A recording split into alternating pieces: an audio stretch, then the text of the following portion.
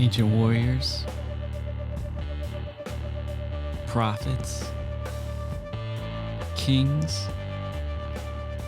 politics, conspiracies. No, this is just thousands of years of truth and history. It's the Word of God. And I'm Wade. And I'm Jenn. And join us as we add oil to our lamps, learning from and applying the Holy Scripture to our lives. As we set out in a dark world and uncover the things that want to remain hidden by shining the light of Christ. Awake, O sleeper. This is Out of the Darkness.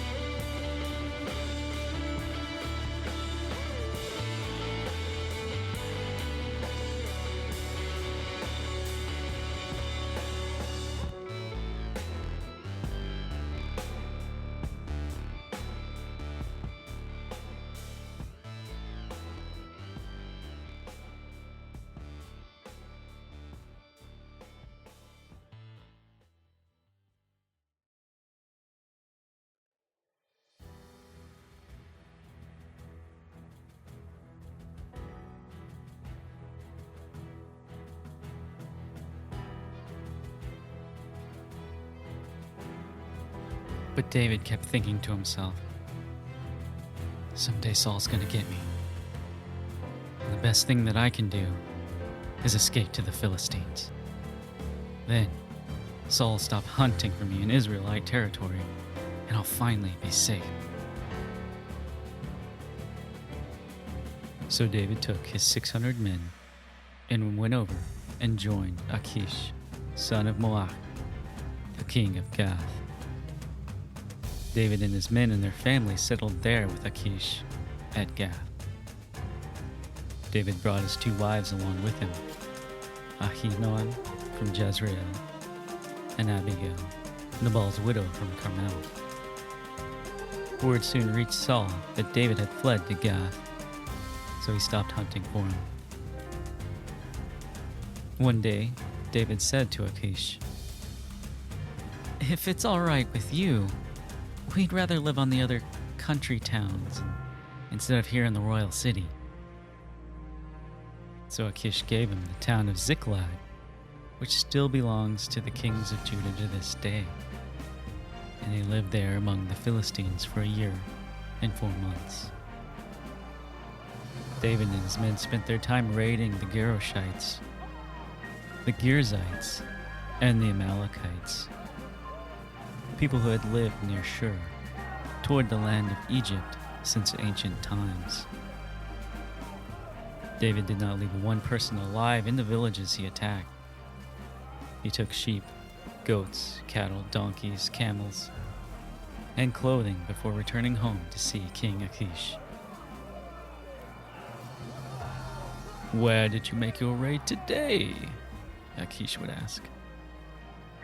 And David would reply, "Against the south of Judah, the Jerahmeelites and the Kenites." No one was left alive to come to Gath and tell where he had really been.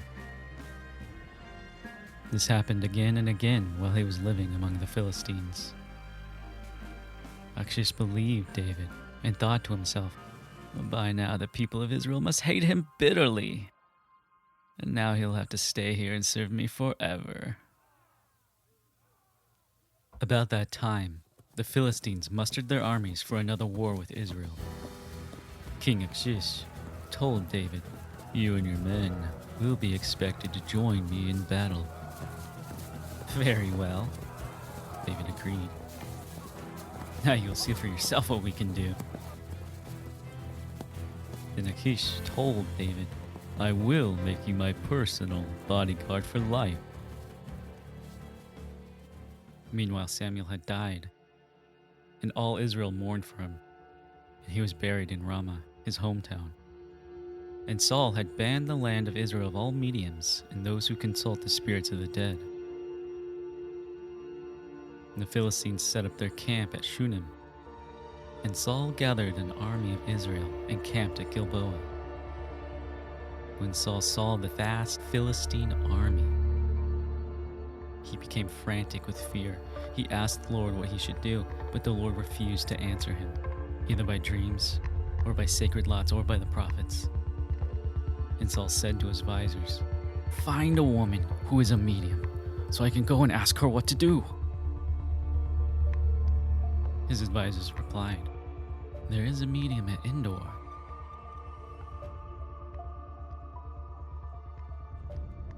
So Saul disguised himself by wearing ordinary clothing instead of his royal robes. Then he went to the woman's home at night, accompanied by 2 of his men. "I have to talk to a man who has died," he said. "Will you call up this spirit for me?" You trying to get me killed? You know Saul's outlawed all the mediums and all those who consult the spirits of the dead. You setting a trap for me? But Saul took an oath in the name of the Lord and promised, "As surely as the Lord lives, nothing bad will happen to you for doing this." Finally, the woman said, Well, whose spirit you want me to call up? "Call up Samuel," Saul replied.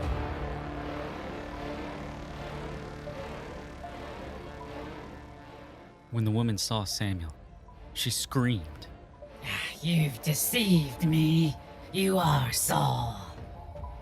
"Don't be afraid," the king told her. "What do you see?"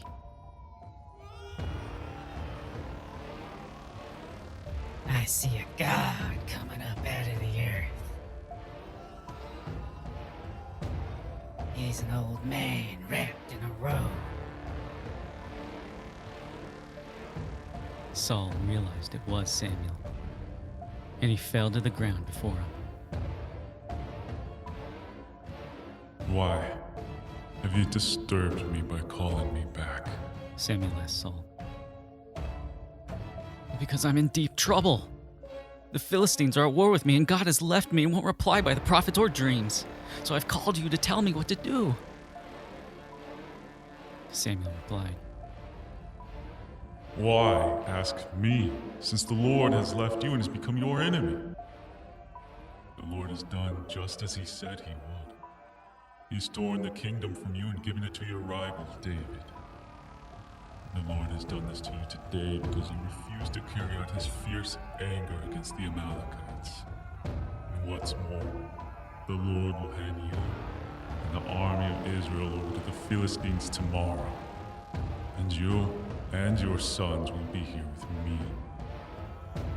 The Lord will bring down the entire army of Israel in defeat.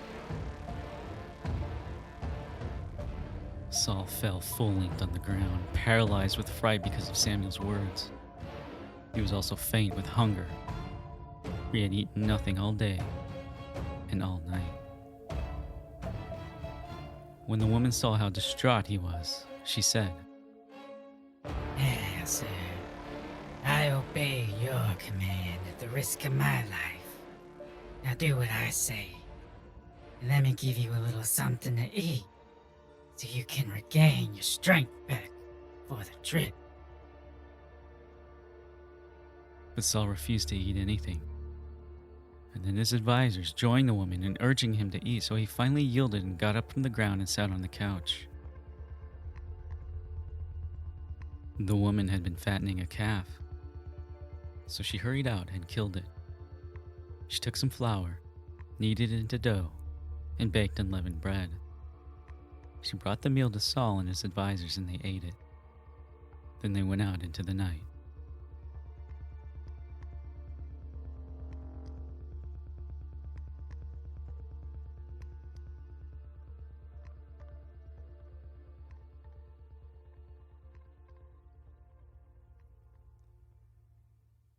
Well, there was a lot going on in that last chapter there. Yeah, there was, well, last 2 chapters. yeah, we combined 27 and 28. And looking back, I realized probably should have combined 26 and 27. But whatever. We're here. We're doing this now. It's okay. But yeah, there's a lot going on, especially in 28, where it was one I was really, really excited to get to. And it was one I was really excited to read and kind of edit and do all of that stuff, because I really wanted to. It's almost like the culmination of the downfall of Saul, and I really wanted to emphasize the evil going on and just the overall failure of this king. But yes, with all of that, starting with chapter 27, we've got David going back, trying to seek refuge with the Philistines. Again, he's tried this in the previous chapters. He's going to do it again. Although this time, instead of pretending to be insane, he's going to go and pretend like he switched sides, and he's working with the king of the Philistines. And I found this to kind of be interesting, because I know we in the Western world have put these kind of chapter breaks and verse numbers down in there later on. So that's why you get chapters that start with, but David kept thinking to himself. So it's clearly very much a continued thought from the last chapter. There's not a whole lot of break there. Again, that's why I was like, oh, we should have did 26 and 27, whatever. But this works. It works. It's fine. David kept thinking to himself, someday Saul is going to get me. The best thing I can do is escape to the Philistines. And I think that's significant there in this first part, because I think what we're seeing here, again, is a normal pattern. And we've talked about this in previous shows, but I think it shows, again, the fallibility of human flesh. And so David has gone through this pattern of being downtrodden, being oppressed. God intervenes. That bolsters David's faith. Then some more bad stuff will happen. David starts to waver a little bit in his faith. More bad stuff happens. God intervenes. David's faith is bolstered. Then some bad stuff happens. Faith wavers. And I think that's a normal pattern. Mm-hmm.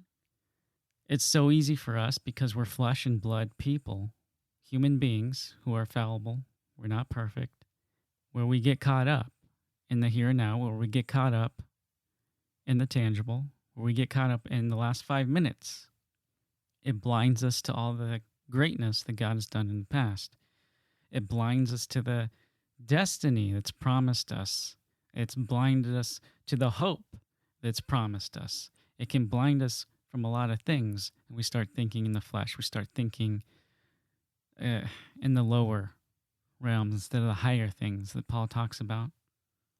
And I just found that interesting. And so for him to kind of reason in his mind to then go into the enemy territory of the Philistines, because in his mind that is a much safer place and better place for me to be, me and my 600 men plus their families to be, instead of out here in Israelite territory.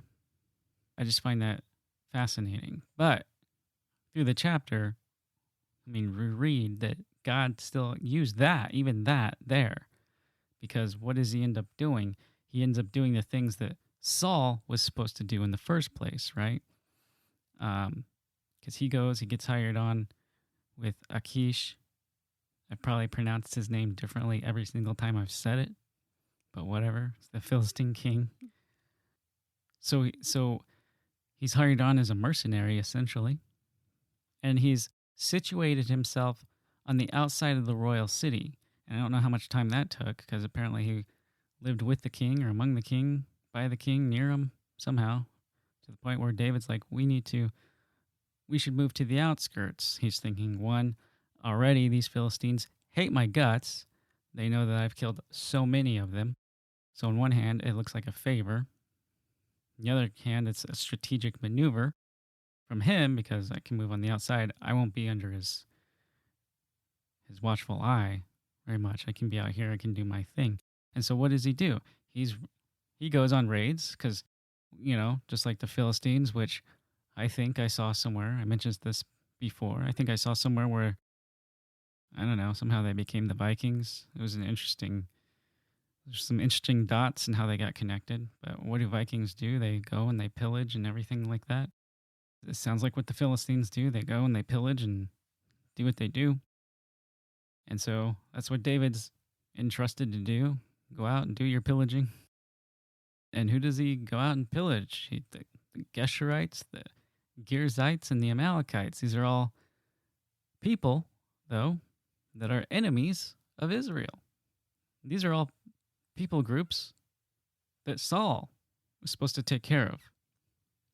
Yeah, that is interesting. And when you were talking about how David, instead of being in the, the midst of the king, right, of the Philistines, he was kind of on the outskirts. And if you're still seeing yourself as an enemy of the Philistines, I think that is a good tactic, to live towards the not in the midst of the city, because wouldn't that be where most of the armies are? And if they find you out, then, it would be harder to get away than if you were on the outskirts. Yeah, and I think by now, this time, it's no secret to anyone in the area, the surrounding areas, that David is an enemy of Saul. I think the king knows that. The Philistine king knows that. But again, you see all these kind of various situations that don't seem favorable, but God ends up making them workable. Right? So this terrible situation, he's on the run and everything like that. But this king, this Philistine king, can use some old, kind of like an old proverb, the enemy of my enemy is my friend. So why not bring David in? So David, even though he's behind quote unquote enemy lines, he's not necessarily an enemy to the king. And yet God can use that to the advantage. Because now he's going out and raiding and taking back everything that was originally entrusted for Saul to do. So he's still fulfilling the role that God put him in. Even though he has moments of weakness, even though he has doubts in his faith, even though he has had enemies on the battlefield remind him of his destiny, he has doubts seeping in. And in those moments of doubt, weakness creeps in. But when we're at our weakest, he's at his strongest. Who's at his strongest when we're at our weakest? The Lord. And so all of this advancement, all these ratings and advancement that he's doing essentially for Israel, unbeknownst to the Philistine king, he's gaining favor with the Philistine king. So much so that he's going to want to make him his bodyguard. So shifting into chapter 28, they're doing pretty good to them with themselves. And so they're mustering their army and they're going to go to war with Israel. And he wants David to join him. And this might be awkward for him. And I don't know how that would have worked out, but spoilers, in a couple chapters, those Philistine generals are going to be like, why is this David guy going to battle with us? Send him away. So he'll get sent away. But that's, again, God working in his favor. But at first, the king's like, I want you and your men to join me in battle. And David, kind of cocky, like, yeah, you'll see for yourself what we can do. He's like, I'm going to make you my bodyguard. So there's the backdrop. Philistine army being mustered. Their troops are gathering. That's happening in the background. Shift over, verse 3 and 28. Meanwhile, recaps a couple chapters ago that explains Samuel died, and all Israel is mourning for him, and how he was buried in Ramah. And it wants to make a point that the one kind of righteous thing that Saul did was ban all the mediums and those who consult the spirits of the dead. Points that out. So it's setting something up here. As the Philistines are gathering, Saul takes notice and he's becoming frantic. I mean, the text that I was reading uses the word frantic with fear. And I wonder if that's maybe a big theme in these last few chapters, fear, and how when we're overcome and just gripped with fear, we're not rational. Now, Saul's fear stems from seeing the Philistine army gathering together. He saw the number of troops and he became afraid. And it says he asked the Lord what he should do. But we know he doesn't have the greatest relationship with God. Interestingly, this fear that Saul has is quite a bit a contrast to his own son, Jonathan. If you remember, a few chapters ago, Jonathan and his armor bearer took out a whole squadron of Philistines. Because at some point, Jonathan understood who the actual battle fighter was. Right, there is definitely a huge contrast between Saul and Jonathan, for sure. Okay, we know Saul was a very shallow individual, and we know that he wasn't a very spiritually adept person. Especially in the other chapters, he killed all the priests of Nob because they gave refuge to David at one point. He killed all the priests of the Lord. There's where he really cut himself off from God. And that was a turning point in the life of Saul, because he's truly, that act was the manifestation of what was going on within. This man didn't have God.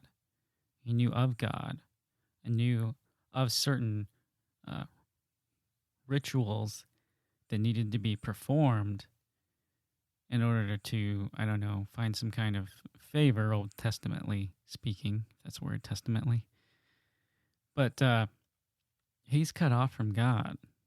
And God wasn't the first thing in his life, and God wasn't the source of his strength. God wasn't the source of his knowledge. God wasn't the source of anything in his rule.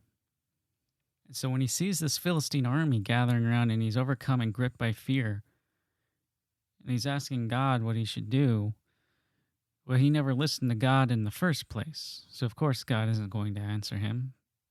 Because also, the fear is coming from a flesh. It's coming from the flesh because in his mind, all these battles, all these wars, everything that's been fought, he never attributed to a supernatural cause. Now Samuel's dead. He can't go. I'm sure if he was still alive, he would have traveled and tried to get whatever he could from Samuel. Not realizing that Samuel is just a man and that he is doing and saying things that are from God. So he's so desperate that now he's going to go against his own edict. Because as much as he knew as much to get rid of all the sorcery happening in the land. But again, with fear, you're not thinking rationally. And so he's going against his own edict. When he rid the land of all the sorcerers, the mediums, he's like, find a woman who's a medium so I can go and ask her what to do. He has advisors that will advise him in this matter. And they let him know that there's one in Endor. Now, Endor is a city that happens to be... So the Philistines, as they've been gathering and they've been doing their raiding, they've encroached on Israelite territory so much that now this Endor is essentially behind enemy lines. So it's kind of ironic that in order to travel there, he's got to cross into Philistine territory. So he's got to do something even more dangerous because he's the king. So he has to disguise himself as a commoner, but then cross through Philistine lines and territory that they've taken. So it reminds me of how we're really, again, not rational. We're not rational thinkers when we're in this state. Sometimes we will do something really stupid and really dangerous to try to get something when there was an easier option the whole time. Mm. Yeah, and honestly, when you were talking about how he had to disguise himself, as a common person and go into this Philistine or across Philistine territory to get to this medium. When you were saying that, it kind of made me think about sin and how when we are being tempted with sin, we have to either choose to give into that temptation. And when you choose to give into the temptation of sin, you are, there are certain things that you have to do, right? Whereas if you choose to not give into that, and just bring it to the Lord, God always gives you a way out. But he is making an effort, right? He is disguising himself and he is going into this territory that he shouldn't be in. And, that's how people do with sin. So, like, if they have sins that they don't want people to know about, they have to make that effort to hide themselves. And that's what he's doing. Right. And it makes me think of, along those lines, and we've talked about in the previous chapters, all of the strength, all of the skill, all of the effort, all of the passion, desire, and everything that goes into something that has no benefit whatsoever. And like saying the sin here, everything that is involved, all of that effort put in comes from somewhere, right? So Saul was perfectly capable of eradicating the people groups that God had intended on him taking care of. I mean, he had all the tools necessary. He had everything necessary, but everything that all of those skills, all of those qualities, Saul chose to use for his own personal gain, for his own personal will. And like here, I mean, you have to have some kind of skill, cunning, what have you, craftiness to be able to go in and pull this off, right? So we're saying like the same type of energy going into this. Imagine what that'd be if, like, I don't know, you just followed God. Where could God take you? Right. And we could think about this as if Saul would have repented of what he did, if he would have, apologized to David, and just like changed and did like a 180, I think things would have been a little bit different for Saul. I don't think the things that happened to him later on would have went down that route. But instead, he pretty much just continues to go down off the path that was placed before him. I mean, in what better way than to consult with the dead? I mean, essentially, Saul himself inwardly is dead. So it's kind of poetic. Yeah, and you can see the the spiritual state of where he's at. That he's so far from God that he tries to consult, mediums, psychics, but he is dead in that spiritual. I mean, he has no connection with God. So in a sense, yeah, he's dead. So he's going to consult with the dead. And this medium, I find it interesting. This isn't a jab or anything at the ladies, but I just find it interesting that a lot of mediums tend to be female. I'm sure there's somebody who, with greater knowledge in that, would has a greater understanding of that. But there's a lot of times where they're the same. Not every single one. I'm sure some of those priests of Baal and other things. But just that these mediums, a lot of them are, and it's interesting. He asked for a woman. Find a woman who's a medium. Yeah, that is interesting. Something to think about. So they make it there, and he asks to call up a spirit. He asks the woman to call up a spirit for him. We know who that is, Samuel.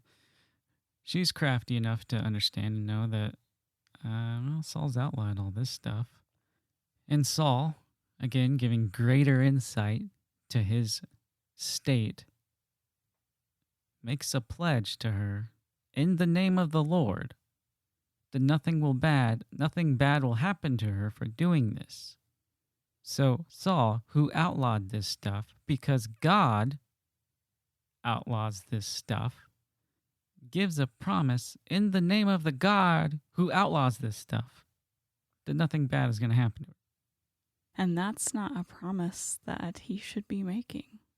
No, but it reminds me today of all the weird stuff going on in a lot of the big churches today.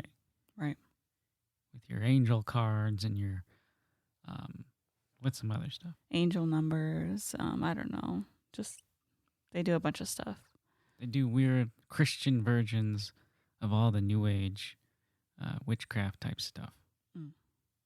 But after this promise is made, she finally relents and she's like, well, whose spirit do you want me to call up?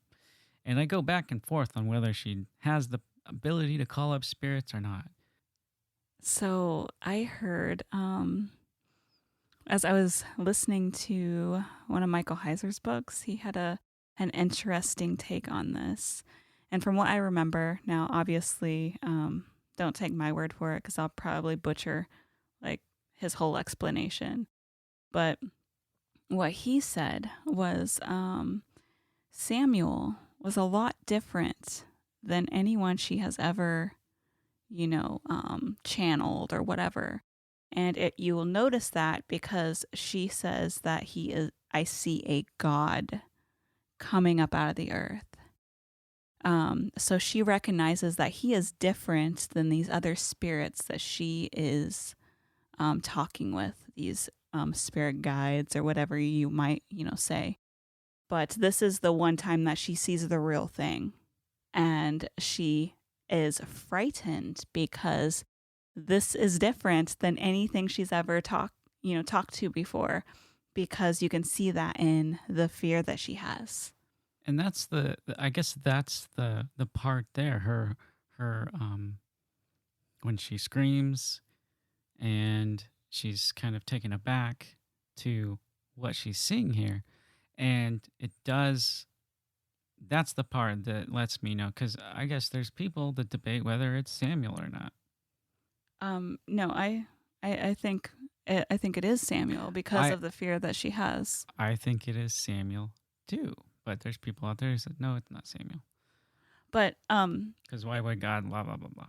If you're listening to this and you haven't checked out Michael Heiser's work on either the unseen realm or supernatural is more of a simplified version of the unseen realm, and that's what I was listening to. And he goes in depth on this, and I'm sure he can bring out he does bring out a heck of a lot more in this part than I could ever. So, but that's all I remember of it. So, indeed, but kind of going back to what you were saying. No, I totally think this is an instance where he's going to get to talk with a deceased Samuel here. And that whole, I see a God coming up out of the earth. This woman, and I think there's legit mediums, and then there's also the people who are just faking it to get people's money. The parlor trick. Yeah, I could do it. I there's an older man in your life, and you've got there's something that you were never able to finish just like I can do that. It's Right. easy to do. But But there's also people who are more serious who do consult with things. And again, it goes into our, familiar spirits. yeah, they are not your deceased loved ones. I think this is the one and only time that this was permitted. And it makes it clear. Well, it seems to be clear, like she has never seen this before. These are not the spirits that she's used to talking to. And then she sees, Samuel come up out of the earth. That's just very interesting. And I think it's also worth mentioning the fact that the reason why there's this idea of familiar spirits. Okay, so many people want to talk to their deceased loved ones for comfort, for guidance. A lot of times people have unresolved issues, right? And they need closure. And so they're willing to go to a quote unquote medium to try to work these things, to seek these things out. But the thing is, when you have a biblical worldview, you understand that once you are deceased, once you take your last breath, there's only two places you go. You're either in the presence of God or you're in like Sheol, and you're in the place where you're not with God. That's it. And so there's not this in between.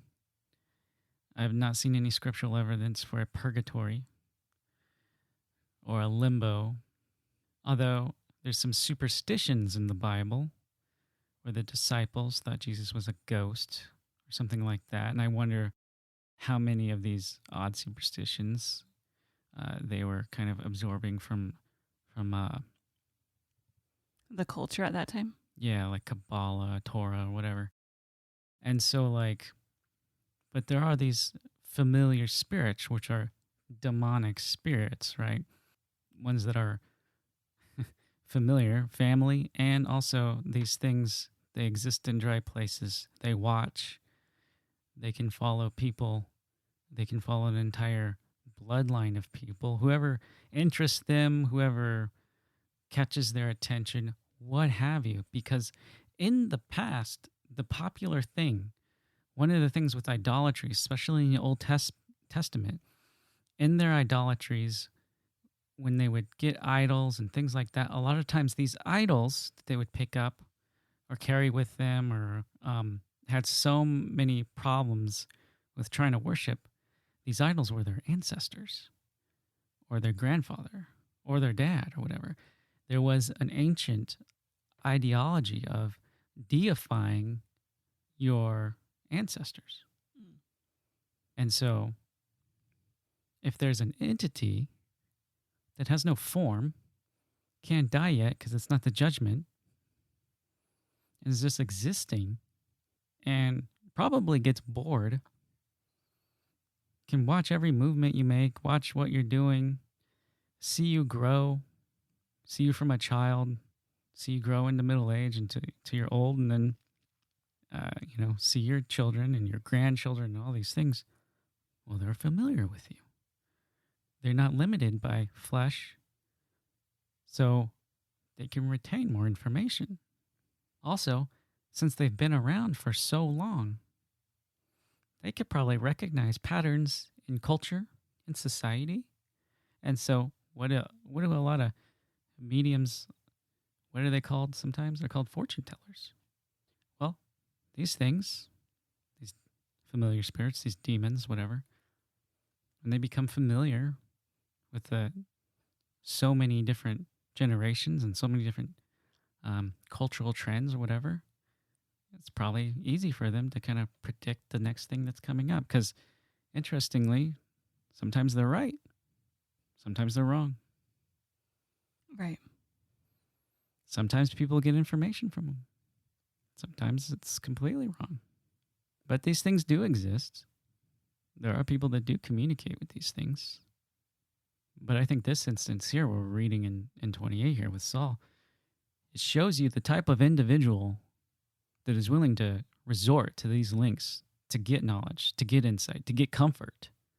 Well, also, I do want to say that, there is a reason that God does not want us to do these things either, because it opens us up to spiritual attack and things like that. So obviously, don't go to mediums or psychics or anything like that, because you're not going to be talking with anything good. Nothing good. No, and then it's all to, again, all your reliance should be on God, essentially. Right. Any type of knowledge or insight or whatever we should be getting from His Word. Again, a complete, utter, and total reliance on God. Once you start looking at these other things, you start mirroring or kind of showing what your real fruit is. And we see Saul's fruit here, right? He didn't have a proper right relationship with God. And we see the end result here. God didn't communicate with Saul because Saul really didn't have any relationship with him. And like looking back, so Samuel is here, and he asks him, "Why are you calling me back?" And Saul's like, "Because I'm in deep trouble. The Philistines are at war with me. God's left me. You won't reply. You won't reply by the prophets or by dreams." And Samuel has to remind him that God's become your enemy. Let's think about this. The fact that the Philistines are at war with him, because he didn't do what he was supposed to do in the first place. All of this could have been avoided if he just followed and listened to what he was told to do. All of this was completely preventable. So it says, the Lord has done this to you because you refused to carry out his fierce anger against the Amalekites.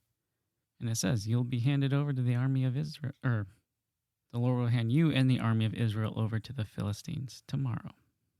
And you and your sons will be here with me. Basically saying the land, you're amongst the dead.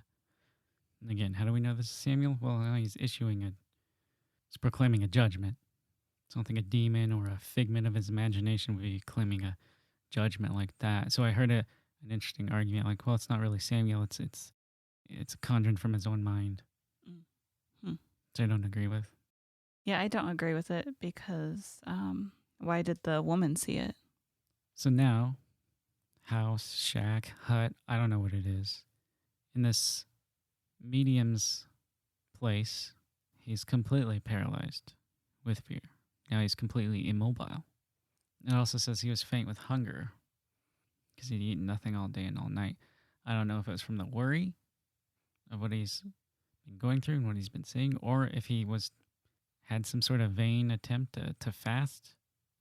Well, if he was like paralyzed with fear, that's a lot of stress.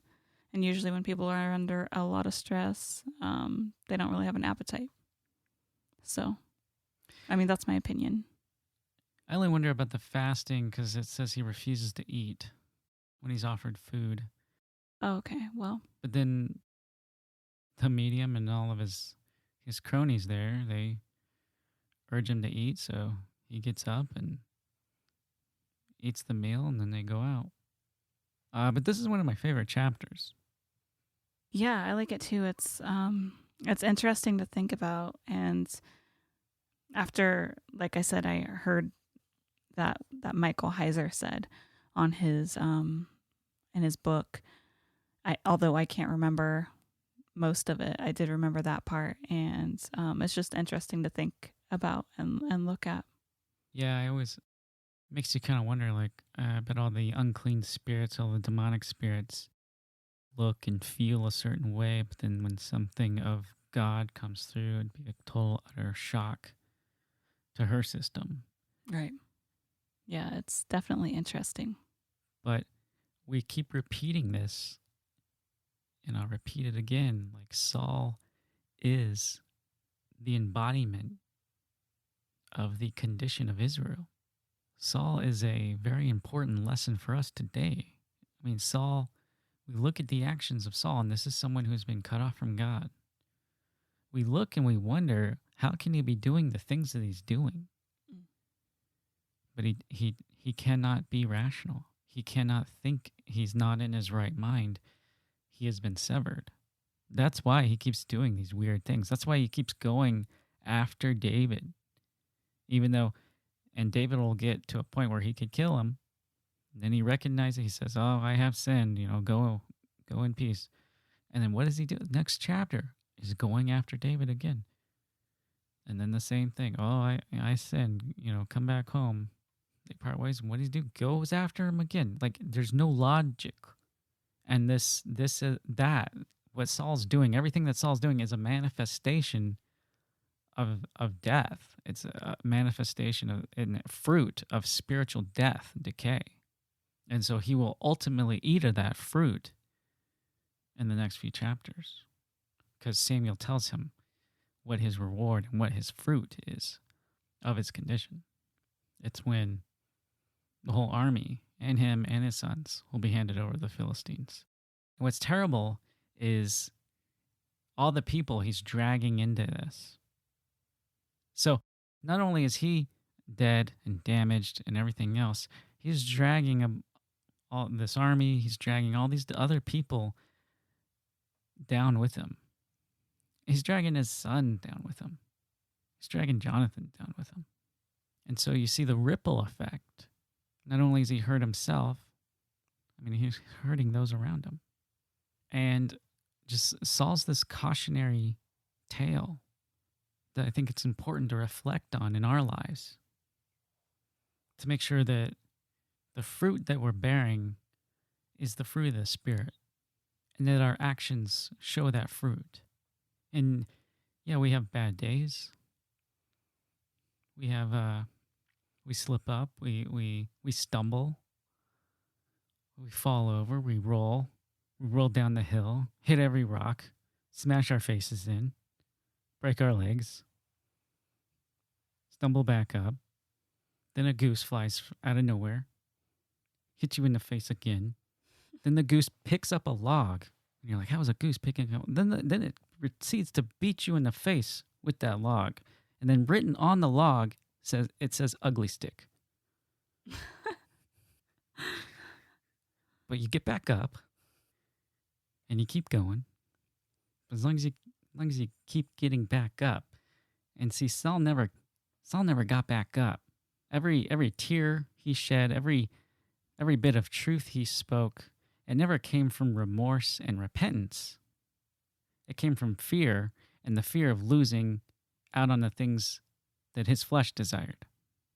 And those are the things we have to reflect on and see where we're at, in our walk and how we go about things.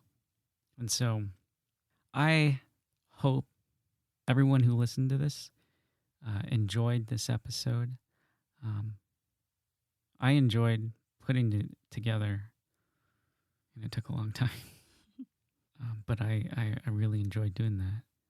And I really hope some people aren't traumatized from the reading in chapter 28.